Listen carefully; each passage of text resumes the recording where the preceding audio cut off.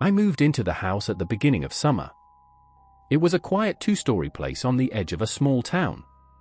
I had just separated from my longtime partner, and I needed somewhere to restart my life.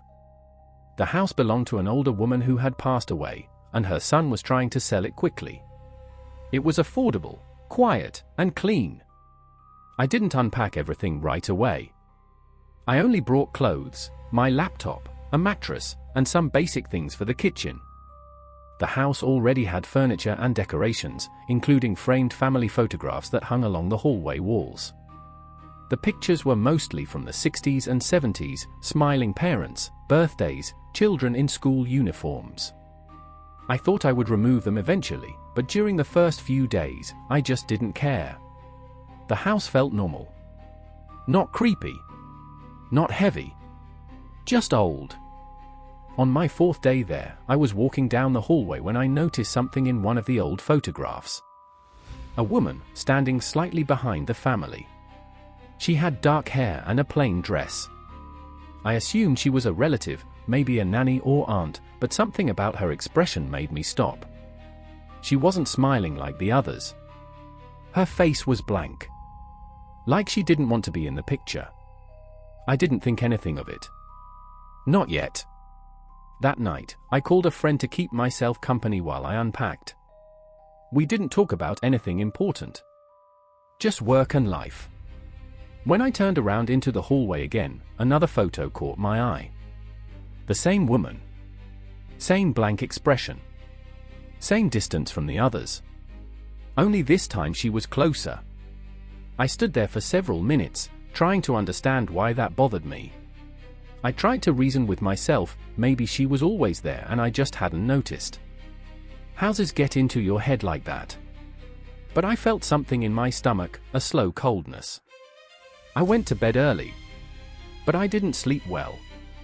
In the darkness of the hallway, I could swear I heard something faint, like someone quietly moving. Not footsteps. More like small shifts of weight on old wood flooring.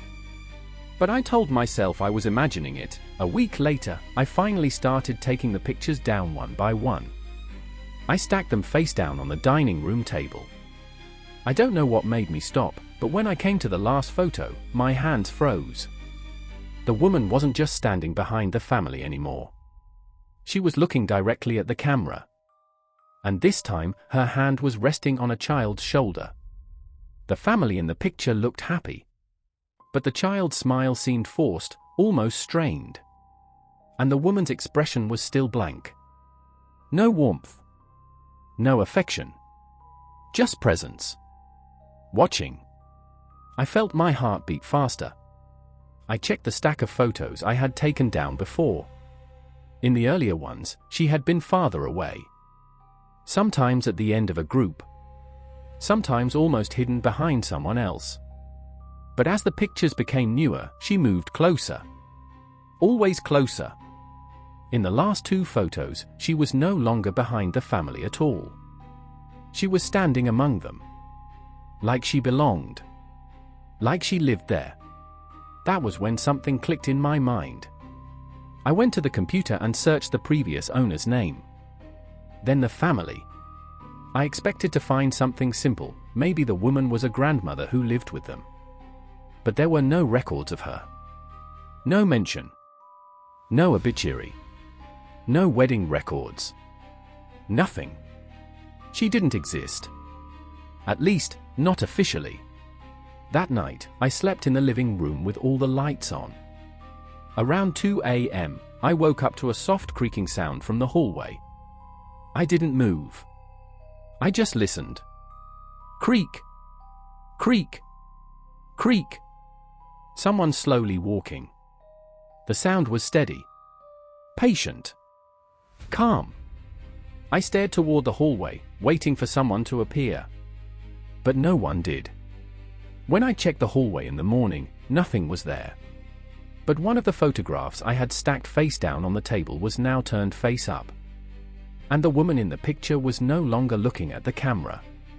She was looking to the side. To her right. Exactly where I would have been standing when I picked it up. I didn't want to call anyone. How do you explain something like this without sounding insane?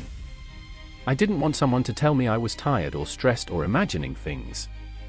I knew what I saw. So I made a plan. I took one of the photos and brought it to my workplace, where there was a scanner. I scanned it and zoomed in on the woman's face. Her expression was neutral. No anger, no sadness. Just awareness. Like she knew someone would see her eventually. That night when I got home, all the hallway lights were off. I always left them on. I reached for the switch, but something made me stop. I heard breathing. Not heavy. Not threatening. But close. Too close. The kind of breathing you hear when someone is standing right next to you in the dark. I turned on the lights immediately. The hallway was empty. But something else changed. Several of the other family photos, the ones with birthdays, weddings, group events, now showed the woman too. Photos she hadn't been in before. She was spreading. Or appearing. Or being remembered. I packed my bags that night. I didn't care about the cost of breaking the lease. I didn't care about leaving furniture. I just needed to leave. Before I left, I forced myself to look one last time at the first photograph, the earliest one, taken decades ago. The family looked younger. The house looked newer. And she was there. Not as a stranger in the background. But standing in the center. Holding a baby. Like she had always lived in the house. Like she had been there the whole time. I left that night and never went back. The house is still listed for sale. And in the listing photos, she's there. Watching. Waiting for the next person to move in.